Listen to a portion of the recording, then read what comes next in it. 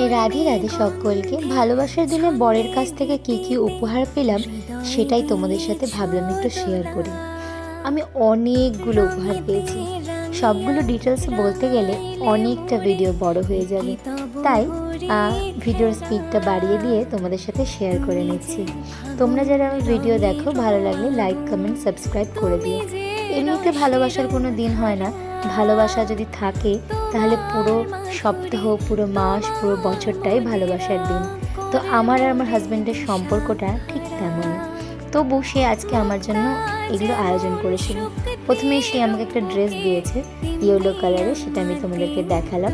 তারপরে দিয়েছে একটা লাভ, তারপরে একটা নাইট ল্যাম্প যেটা বাটারফ্লাই শেপে ছিল এবং সেটা চার্জের পয়েন্ট আছে, এর সঙ্গে চার্জারও আছে, মানে সেটা চার্জেবল।